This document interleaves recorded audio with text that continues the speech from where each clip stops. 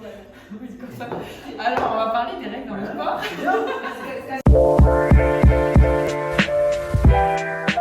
Antoine, Bonjour Marion. y a-t-il un tabou dans le sport autour des règles?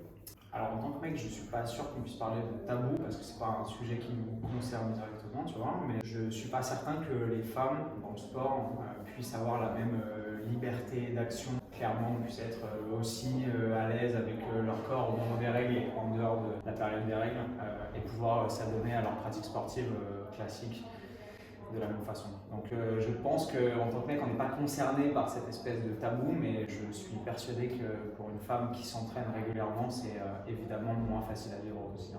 Et du coup, comment est-ce que toi tu peux intégrer au mieux la réalité des règles dans la pratique sportive quand tu as une femme qui fait du sport au quotidien? Alors, il y a plusieurs points, il y a beaucoup de paramètres sur lesquels on peut jouer et on a des vrais leviers d'action.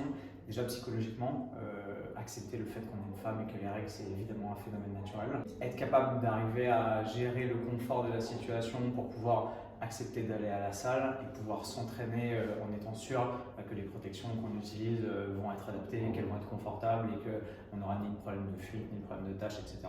Déjà, je pense que c'est important. Et deuxièmement, comprendre que c'est pas parce qu'on a une gêne, un inconfort et des douleurs qu'on ne peut pas s'entraîner.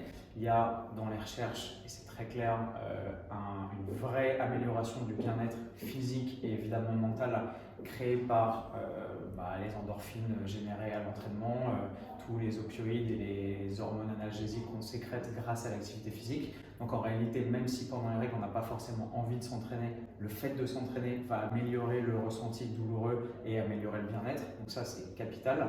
Et je pense que ça c'est conditionné par le fait de dépasser ce petit inconfort de j'ai pas envie de m'entraîner, je suis pas bien, j'ai mal au ventre, etc.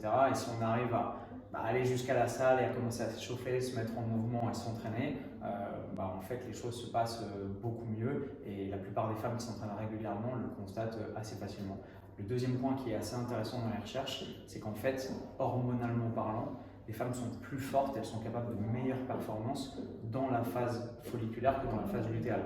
Au début des règles, ce n'est pas forcément le cas, mais en fait, plus la phase folliculaire va progresser, plus on va avoir de sécrétion d'œstrogènes évidemment, notamment une hormone qui est extrêmement importante qui est l'œstradiol pour les femmes et qui va permettre de générer davantage de production de force et donc des meilleures performances. On a aussi une légère amélioration de la production de testostérone au début de la phase folliculaire qui est évidemment pas aussi intéressante pour les femmes que pour les hommes, mais qui est quand même très bénéfique et bonne à prendre pour la production de force et de puissance à l'entraînement.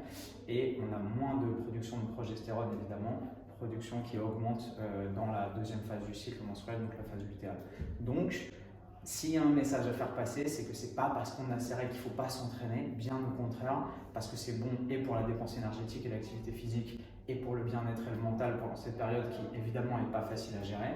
Et en plus, la bonne nouvelle, c'est qu'on est plus puissante et qu'on est capable de générer de meilleures performances et un effort de meilleure qualité pendant le début et surtout la deuxième partie de la phase folliculaire. Donc, double effet qui se coule et vous avez tout intérêt à vous entraîner, même pendant cette période qui certes n'est pas facile à gérer. Super, hyper intéressant. Merci beaucoup Antoine. Est-ce que tu aurais peut-être un type d'activité à pratiquer, surtout quand on a des femmes qui ont des douleurs pendant leurs règles? Alors n'importe quoi qui évidemment vous gêne pas, vous met pas mal à l'aise dans votre corps et dans votre pratique au quotidien, puis qui vous fait du bien et qui vous permet de bouger, de vous dépenser, que ce soit de la boxe, de la musculation, du yoga, du pilates, de la natation. Ce qui vous fait kiffer, tout simplement, faites-vous plaisir et déchargez un peu ce stress et l'ensemble des énergies négatives qu'on connaît aussi pendant cette période. Et puis voilà, faites du sport, restez en bonne santé. Super, merci beaucoup Antoine de nous avoir éclairé sur le tabou des règles dans le sport, sur les différents sports qu'on peut pratiquer quand on a ces règles. Et n'oubliez pas, l'objectif c'est de se sentir bien dans son corps.